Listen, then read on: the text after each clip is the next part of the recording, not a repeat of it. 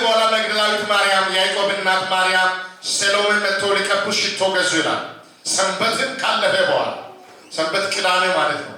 ማን? መግደላዊት ማርያም፣ ያዕቆብ እናት ማርያም፣ ሰሎሜ መጥቶ ሊቀቡት ሽቶ ገዙ። ከሳምንቱ በፊተኛው ቀን እጅግም በማለዳ ፀሐይ ከወጣ በኋላ ወደ መቃብሩ መጡ ይላል። እርስ በርሳቸው ድንጋዩን ከመቃብር ደጃፍ ማን ያንከባልልልናል ይባባሉ ነበር። ድንጋዩ እጅግ ትልቅ ነበረና አሻቅቦም አይቶ ድንጋዩን ተንከባሎ እንደነበረ ተመለከቱ። ወደ መቃብሩም ገብተው ነጭ ልብስ የተጎናጸፈ ጎልማሳ በቀኝ በኩል ተቀምጦ አዩና ደነገጡ። እርሱ ግን አትደንግጡ፣ የተሰቀለውን የናዝሬቱን ኢየሱስን ትፈልጋላችሁ? ተነስቷል፣ በዚህ የለም። እነሆ እርሱ ያኖሩበት ስፍራ። ነገር ግን ሄዳችሁ ለደቀ መዛሙርቱ ለጴጥሮስ ወደ ገሊላ ይቀድማችኋል፣ እንደነገራችሁ በዚያ ታዩታላችሁ ብላችሁ ንገሯቸው አላቸው ይላል። እዚህ ጋር እንግዲያውስ በጣም አጭር መጽሐፍ ቅዱስ ከአራቱ ወንጌላት ስለ ክርስቶስ ትንሣኤ፣ ስለ ክርስቶስ ሞት አሳጥሮ የተናገረ አገልጋይ በዚህ ማርቆስ መጽሐፍ ነውና ዛሬ በዚህ መጽሐፍ ላይ ስናይ ስለ ኢየሱስ ትንሣኤ ሳወራላችሁ ከእግዚአብሔር ቃል አንድ ነገር ዛሬ ላወራ ነው። ፀሐይ ይወጣላችኋል። ርዕሴ ይሄ ነው። ፀሐይ ይወጣላችኋል። የዛሬው ርዕሴ ፀሐይ ይወጣልሻል፣ ፀሐይ ይወጣልናል። ይሁን በፈራችሁ ነገር፣ በሰጋችሁ ነገር ነገሮቻችሁን ወዳስቀመጣችሁበትና ወደ ተቀመጠበት ቦታ እናንተ ልትፈልጉ ወይም ሰዎቹን እዛ ላይ እናንተ ላስቀምጦ ወደ እዛ ሊመለከት ይችላል። ግን አንድ ነገር ይሆናል፣ ፀሐይ ይወጣል። አንተ የፈራው፣ አንቺ የፈራሽው፣ እኔ የፈራው አይወሰንም። ፀሐይ ይወጣልናል። ፀሐይ ሲወጣ ምን ይሆናል? ፍርሃት ይነሳል። ፀሐይ ሲወጣ ምን ይሆናል? ማንኛውም የከበደ ባንተና ባንቺ ላይ የተጫነ ነገር ተከባለው ታገኛለህ። አልገባቸው? ፀሐይ ሲወጣ ምን ሆኖ ታገኛለህ? ተከባለው። እዚህ ጋር የምናገረው ቃል እንዲህ ይላል። ይሄ ነው የወሰድኩት እና ማርቆስ እንግዲያውስ ወንጌሉን መጽሐፍ የጻፈው ማርቆስ ነው። እነኚህ ዘመነ ማርቆስ፣ ዘመነ ሉቃስ፣ ዘመነ ማቴዎስ እና ዘመነ ዮሐንስ ተብሎ በኢትዮጵያ ላይ በአራት ከፍሎ የሚያየው የመጽሐፍ ክፍል ቢሆንም እዚህ ጋር የተናገረው እንዲህ ነው እና ቁጥር 2 ላይ ከሳምንቱ በፊተኛው ቀን እጅግ በማለዳ ይላል። በምን እጅግ ማለዳ የሚባለው ማለዳ ማንም ያልቀደመበት፣ ማንም ያልነቃበት፣ ማንም ያልተነሳበት፣ ማንም ወደዛ ለመሄድ የማይችል ብርቱ ማለዳ ነው። ፀሐይ ያልወጣ ማለዳ ነው። የዛን ዕለት ግን እነኚህ ሰዎች አንደኛ ሽቶ የገዙ ሰዎች ናቸው። ሁለተኛ ኢየሱስ እስከሚሞት ድረስ አብሮ የተከተሉ ሰዎች ናቸው። እስከ ተሰቀለ እስከ ተቀበረ ቀን ድረስ ያልተለዩ ናቸው። ሶስቱ ሰሎሜ የተባለችው፣ መግደላዊት ማርያም የተባለችውና የነ ማርቆስ የነ ዮሐንስና ማርያም የተባሉ ሶስቱ ሴቶች እስከ ፍጻሜ ከኢየሱስ ጋር የነበሩ። ሃሌሉያ! እግዚአብሔር እስከ ፍጻሜ ያስከተለን። እግዚአብሔር እስከ ፍጻሜ ያራመደን። እግዚአብሔር እስከ ፍጻሜ አንተን በቤቱ ይትከልህ። እነ ጴጥሮስ በገረት ሊድሮ የካዱት፣ እነ ሌሎች ከዙሪያ ነው የሸሹት፣ ሌሎችም እንደዚሁ ተበትኗል። አብረው የነበሩ ነበሩ። እነኛ ሁሉ ግን የሌሉበት ሰዓት ኢየሱስ እስከሚሰቀል እስከሚቀበል ተቀብረው ደግሞ ለመቃብሩ ሽቶ የገዙት እነኚህ ሶስቱ ናቸው። ሃሌሉያ! እነኚህ ሶስቱ ግን አንድ ነገር አድርጓል። እጅግ በማለዳ ፀሐይ ከወጣ በኋላ ይላል። ማለዳ የሚባል አማርኛ ላይ ፀሐይ ይወጣል። ማለዳ ማለት ፀሐይ ሳይወጣ ነው። ማለዳ የሚባለው ነጋ። ማለዳ ፀሐይ ግን ወጣ አይልም። አማርኛው እኛ የምናውቀው አማርኛ ማለዳ የሚባለው እኔ ማለዳ ላይ ሌሊት አንድ ቦታ ሄዳለሁ ስል ፀሐይ ሳይወጣ፣ ፀሐይ ሳይወጋ፣ ፀሐይ ምን ሳያደክመኝ ሳያልበኝ በጊዜ ደርሳለሁ ነው ሰው የሚለው። እዚህ ጋር ማለዳ ነው ግን ፀሐይ ወጥቷል። ትልቅ ድንጋይ ምኑ ጋር አለ? መቃብሩ ጋር አለ። ማን ያንከባልልና የሚያሰኝ ድንጋይ አለ። ግን አንድ ፀሐይ ያወጣ ኃይል አለ። ድንጋይ የሚያንከባልል ኃይል አለ። ሃሌሉያ! ዛሬ በትንሣኤው በዓል አውጃለሁ፣ ፀሐይ ይወጣል። በዛሬው ትንሣኤ በዓል ምን የሚያደርግ ነው ታውቃላችሁ? ፍርሃትን የሚያስወግድ፣ ስጋትን የሚያስወግድ፣ የሆነ ነገር የከበበን ነገር ከዙሪያ ላይ ዞር የሚያደርግ ምንድን ነው?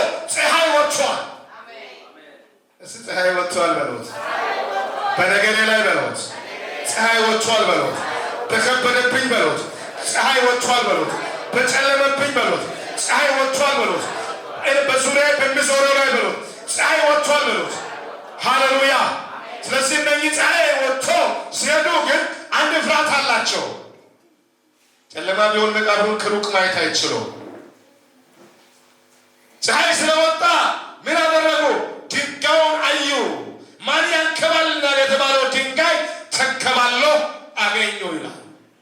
ስለዚህ ባጭሩ የምናገረው ምንድን ነው? ዛሬ ካንተና ካንቺ ላይ ፀሐይ ስለወጣ መከራ ይንከባልላል። የትንሣኤ መንፈስ ሁሉን የከበደውን ያንከባልላል። የትንሣኤው መንፈስ ሁሉን የሞትን ኃይል ካንተ ላይ ያንከባልላል። የመከራን ኃይል ካንቺ ላይ ያንከባልላል። የጨለማን ኃይል ከእኛ ላይ ያንከባልላል። ፀሐይ ስለወጣ ከዚህ በኋላ ደስታን ታያለህ። ከዚህ በኋላ ሰላምን ታያለህ። ከዚህ በኋላ መኖርን ታያለህ። ከዚህ በኋላ ያንተን ተድላን ታያለህ። ከማየት ያለበ ያንተወርሳለህ። ይሄ አዋጅ ነው። አዋጃዊ ቃል ነው የሚናገረው። አዋጁ ተቀበል። በሕይወት ላይ ማርገዝ ትጀምራለህ። መውለድ ትጀምራለህ። ማቀብ ትጀምራለህ። ለምስጋና መቆም ትጀምራለህ። የምናውጀው እግዚአብሔር ቃል አካልን የሚለብስ ነው። አንድ ነገር አየን። ሰሞኑን አንድ ሀሳብ እያሰብኩ ነው። መንፈሳዊ እርጅና ሰውን መንገድ ላይ ያስቀራል። እግዚአብሔር ወዳየለት ቦታ ሳያደርስ መንገድ ላይ ምን ያደርጋል? ያስቀራል። መንፈሳዊ ብርታት ግን አርጅተህ 85 ዓመት ሆነ ዛሬ ጉልበታም ነኝ፣ መውረስ እችላለሁ፣ መጨበጥ እችላለሁ፣ የሆነ ነገር ይገናኛለሁ የሚል ብርታትና አቅምን ይሰጣል። ስለዚህ እዚህ አካባቢ ሰውን የሚያስረጅ አውሬው ይወጋ። መንፈሳዊ ሕይወትን የሚያስረጅ አውሬው ይወጋ። አማኝን የሚያጨራግፍ አውሬው ይወጋ። የሚያኮላሽ አውሬው ይወጋ። አቅምን ጉልበትን የሚያሳጣው ይወጋ። እነኚህ ሰዎች እኮ ቅድም ብያለሁ፣ መጀመሪያም የነበሩት ናቸው፣ እስከ መጨረሻ ኢየሱስ ጋር የነበሩ ናቸው። ቢበሰብስም እንኳን ሽቶ እናደርጋለን፣ እንረጫለን። ምኑ ላይ? መቃብሩ ላይ። ኦልሬዲ ድንጋዩን ለማንከባለል እነሱ አይችሉም። ፀሐይ ስለወጣ ግን ድንጋዩ ተንከባሏል። ሃሌሉያ። የትንሣኤ መንፈስ ስለመጣ ግን ድንጋዩ ተንከባሏል። ስለዚህ ዛሬ ልንገርህ፣ ባንተ ሕይወትና ባንቺ ነገር ላይ የተጫነ ነገር ይንከባለላል። ማነው የሚያንከባለው? ፀሐይ ላንተ ስለወጣ። መጽሐፍ ቅዱስ ላይ እንዲህ ይላል፣ ሚክያስ መጽሐፍ ላይ ስናገር እግዚአብሔር እንደሚፈሩ ለነሱ የጽድቅ ፀሐይ ምን ትሆናለች? ትወጣለች ይላል። የምን ፀሐይ? የጽድቅ ፀሐይ። ያቺ ፀሐይ ምን ታደርጋለች ታውቃላችሁ? በክንፎቿ ላይ መዳንን ወይም ፈውስን ይዛለች። ሃሌሉያ። ዛሬ የወጣው ፀሐይ ላንተ የዘላለም ከእግዚአብሔር ጋር ያለው ጥላቻ አስወግዶ ከአብ ጋር ያስታረቀ ያ ፀሐይ ባንተና በቤቴ ላይ ይወጣ። በእኔና በቤቴ ላይ ይወጣ። በእኛና በኑሮችን ላይ ይወጣ። ይህ ፀሐይ በእኛ ሕይወት ላይ ሲወጣ አንድ ነገር ነው የሚሆነው። ወዳልተገባ ስፍራ ሁሉ እንገባለን። ወዳልደረስንበት ሁሉ እንደርሳለን። የማንወርሰው ነገሮች ሁሉ እንወርሳለን። በኢየሱስም ጽንሳችሁ ይዝለል። አሜን። መንፈሱ በውስጣችሁ ያለው ይቀጣጠል። አሜን። የእግዚአብሔር ክብር በእናንተ ላይ ይገለጥ። አሜን። አያችሁ፣ እነኛ ገና ኢየሱስ ጋር ያንን ያልሸሹ፣ ያንን ከዙሪያው ያልጠፉ፣ መቃብሩ ሄዶ ተመልሶ ለነ ጴጥሮስ ሊገሩ ሲል ጴጥሮስ ከነሱ በኋላ ነው ወደ መቃብር የመጣው። ኦልሬዲ ክዷል። ኦልሬዲ ምን አድርጓል? ክዷል። እነኚህ ግን እስከ ሞቱ ድረስ ያልካዱ፣ አልፎም ተርፎ እስከ መቃብሩ ድረስ ያልካዱ፣ መቃብሩም ላይ መታሰቢያ ይዘው የሄዱት የኢየሱስን ትንሣኤ ያበሰሩት ሦስቱ ሴቶች ጀግናዎች ናቸው። መጽሐፍ ቅዱስ ከኬብሮን ማን ነው ለእኔ ውሃ አምጥቶ የሚያጠጣኝ ብሎ ዳዊት ከሳኦል ፊት በተሰደደ ጊዜ ይላል። ሳሙኤል መጽሐፍ ላይ ምን በሆነ ጊዜ? በተሰደደ ጊዜ ሦስቱ ነገሥታቶች ሰንጥቀው ሄዱ ይላል። እነኚህ ሦስቱ ሞትን አልፎ ሄዱ፣ ከበባውን አልፎ ሄዱ። ሦስቱ ሴቶች ወደ መቃብሩ ሄዱ። ሦስቱ ነገሥታቶች ሰንጥቆ ሄዱ ይላል። ዛሬ ሰንጥቆ የሚወጣ ሰው ይነሳል። ሰንጥቆ የሚያወጣ የእግዚአብሔር ፀሐይ ባንተ ላይ ወጥቷል፣ ባንቺ ላይ ወጥቷል፣ በእኛ ላይ ወጥቷል። በእኔና በእናንተ ላይ ያ ፀሐይ ሲወጣ የእግዚአብሔርን ክብር ታያላችሁ። አያችሁ፣ ሦስቱ ነገሥታቶች ምን ሆኑ? ለዳዊት እኮ ነው ከኬብሮን ውሃ መጠጣት አማረኛ። ውሃ ሁሉ ውሃ አይደለም ወይ? ውሃ ሁሉ ውሃ አይደለም ወይ? አይደለም ወይ? ውሃ ልዩነት አለው ወይ? ኢየሱስ ጌታ ነው። እንዲሁም በእኛ ባሻ አባባል የእናትና የውሃ ክፉ የለ ይላል። ግን ዳዊት ምንድን ነው ያለው? የከብሮን ውሃ ጠማኝ፣ ማነው ውሃ የሚያጠጣኝ? ሰውየው እኮ ምነው የተከለከለ ሰው ነው፣ የተገፋ ሰው ነው፣ የተሰደደ ሰው ነው፣ ሳኦል ለመግደል የሚፈልግ ሰው ነው። ግን የሆነ ቦታ ላይ ነው ውሃ ፈልጋለሁ፣ ተወልጄ ባደግኩበት አካባቢ ካለው ምንጭ ውሃ ልጠጣ ፈልጋለሁ ስል ሶስቱ ነፍሳቸው ላይ ተወራረዱ። ሰንጥቆ ሄዱና ውሃ ሲያመጡ ዳዊት እንዲህ አለ፣ ከነፍሳቸው ጋር ተወራርዷልና ይህን ለአምላክ ይሰዋሉ። ሃሌሉያ። እነኚህም ሰዎች ስለ ኢየሱስ ራሳቸው ምን አደረጉ? አወራረዱ። ከቀደሙኝም ይግደሉ፣ ካጠፉም ያጥፉ፣ እንግዳውስ እኛ መቃብሩ እንሄዳለን፣ መቃብሩ ላይ ሽቶ እንረጫለን ብሎ ግን ፀሐይ ወጥቶ አገኘ። ፀሐይ ይወጣልሃል፣ ፀሐይ ይወጣልሻል፣ ፀሐይ ይወጣላችኋል። እግዚአብሔር ፀሐይን ሲያወጣ በሕይወታችሁ ላይ የከበደውን ነገር ገለል ብሎ ታገኛላችሁ። ይሄ ነገር ምን ያደረገ ታውቃላችሁ? በአብርሃም ዘመን ባለፈው ወር ተናግሬ ያለውና አብርሃምን እግዚአብሔር እንዲህ አለ። በጭንጫ መሬት ላይ አብርሃም ቁጭ ብሎ እያለ እግዚአብሔር አብርሃምን ተነስና አብርሃም አራቱን አቅጣጫ እያለ አራቱ አቅጣጫ ላይ እና አሁን ደግሞ ተነስና በምድሪቱ ስፋቱና ርዝመቱ ላይ ምን ሆንበት አለ? ሂድበት አለ። ዘፍጥረት ምዕራፍ 13 ላይ ይሄ ሂድ የተባለው በአብርሃም ዘመን አብርሃም ድምፅ ሰምቶ የወጣ ሰው ነው። አብርሃም ክዳን ያለው ሰው ነው። አብርሃም እግዚአብሔርን እንዲከተል ከዘሩ ከነገዱ ከአገሩ የተለየ ሰው ነው። ይህ አብርሃም እግዚአብሔርን ድምፅ ሰምቶ እየወጣ የሆነ ኮተታ ያስከትሏል፣ የሆነ አበሳ አስከትሏል፣ የሆነ ገብገባ ሰው አስከትሏል፣ የሆነ ከዘሩ መንፈስ ጋር የተቆራኘ ነገር አለ። አብርሃምና የአብርሃም የሆነው ለራሱ ያደረገ ሰው አለ። አብርሃምን ተስፋ ያስቆረጠ ያስለቀሰ ግን እግዚአብሔር አብርሃምን ተነሳና ሂድ ሲል አብርሃም ብድግ አለ። ዛሬ ፀሐይ ሲወጣ አንድ ሰው ብድግ ይላል።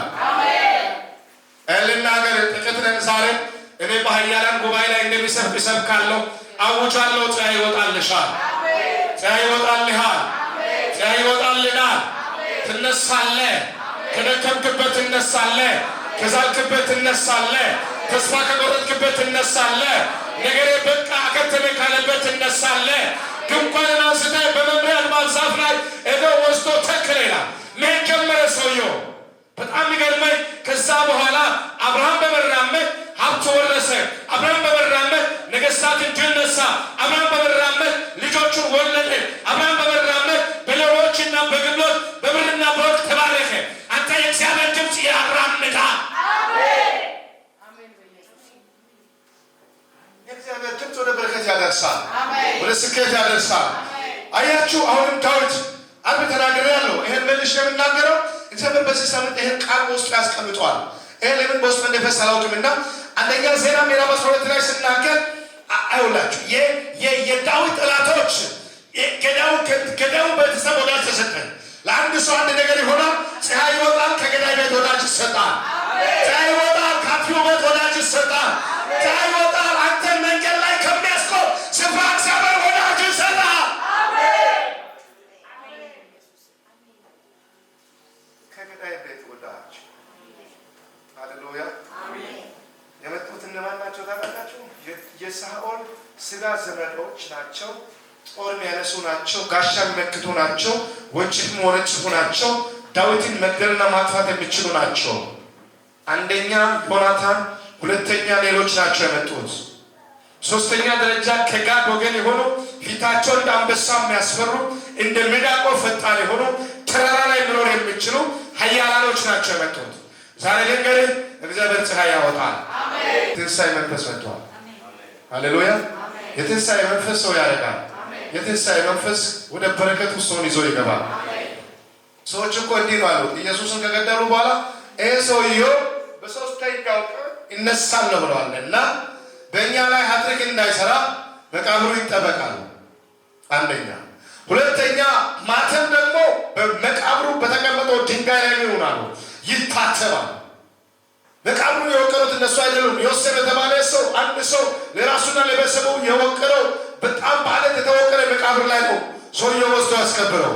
ግን በእኛ ላይ ኃጢአት ሰርቶ የተናገረውን እንዳይፈጽም እንዲና እንዲያደርጉዋል።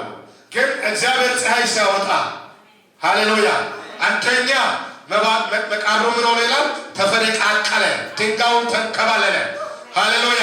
ከዛ በፊት በጣም የሚገርመኝ ኢየሱስ ገና በሞቱ ላይ በመስቀል ላይ ተሰቅሎ ያለ አንድ ነገር ሆኗል። ምንድነው የሆነው ካላችሁ ከ6 ሰዓት እስከ 9 ሰዓት ፀሐይ ብርሃኗን ከለከለች ይላል። ሃሌሉያ። እዛን ጊዜ አንዳንድ ሰዎች የሞቱ ተነስተው ወደ ገቡ ይላል፣ ወደ ከተማቸው ገቡ ይላል። ዛሬ ልንገር ወንጌል ዛሬም ይሰራል። ሰው የሆነ ብዙ ትልቅ ነገር ያለው ሰው ሲናገር ሳይሆን የተቀባ ሰው ጌታ የላከው ሰው ሲመጣ ሲናገር ወንጌል ይሰራል። ከሰማይ ዛሬ እነግራለሁ ወንጌል ይሰራል። ብዙ ድርጅት ስላላቸው እነሱን ጌታ ልዩ አይሰማም። እግዚአብሔር የኪዳን አምላክ ነው። ኪዳን ካላቸው ሰው በኩል የሚናገረውን ቃል ያጸናል። ይህ ቃል ይፈጽማል። ይህ ቃል አካል ያለብሳል። ይህ ቃል በሕይወታችሁ ስራ ይሰራል። ስለዚህ ተመልከቱ፣ የዛን ጊዜ ጨለማ ነው። ኢየሱስ የብዙዎቹን ኃጢአት የዓለምን ሕዝብ ኃጢአት ተሸክሟል። አብ ጀርባ ሰጥቷል። በልጁ ላይ ጨክኗል። በልጁና በአባቱ መካከል ክብደት ተፈጥሯል። ለምን? የብዙዎቹን ኃጢአት ስለተሸከመ። ግን አንድ ነገር ነው የሆነው። ኢየሱስ ጌታ ነው። ሃሌሉያ። ኢየሱስ ጌታ ነው። ምንድን ነው የሆነው ታውቃላችሁ? ኢየሱስ ክርስቶስ ያን ሲሰራ የብዙዎች ኃጢአት ትናንት አርብ ነገር ያለው የጻድቅ ሰው የሚሞት በቤት ይገኛል። ዛሬ አንድ አዋጅ አውጃለሁ በጌታ በኢየሱስ ክርስቶስ ስም በአንተ ነገር ላይ ፀሐይ ወጥተዋል። ትንሣኤ ይሆንልሃል። አልፈህ ትሄዳለህ። ትልቅ ረጅም መንፈስ እግዚአብሔር ከሩቅ የመጣ መንፈስ ትልቅ ግዙፍ መንፈስ እግዚአብሔር እጅ ሲመታ ያለው ብዙዎች ምንጮቻቸውን ጠላት አያደክሙ ሊያደክምና ሊያደርግ የወጣው መንፈስ ተመቷል። ዛሬ በትንሣኤው መንፈስ ላይ ቆሜ አውጃለሁ። የኔም ራእይ አካሌን ይለብሳል። የኔ ራእይ ወደፊት ይቀጥላል። የኔ ራእይ በክብር ይራመዳል። የኔ ራእይ በጽናት ይቀጥላል። የእግዚአብሔር እጅ በዚህ ራእይ ላይ መስራት ይጀምራል። እናንተ አሜን ባትሉ እኔ ዛሬ በራሴ ላይ ተነብያለሁ። በዚህ ራእይ ላይ ተነብያለሁ። በኢየሱስ ክርስቶስም ስልጣን ይሄ ራእይ በጌታ በኢየሱስ ክርስቶስም በከፍታዎች ላይ ይሄዳል። ምክንያቱም መንፈሱ ቤተክርስቲያን ላይ ነው የመጣው።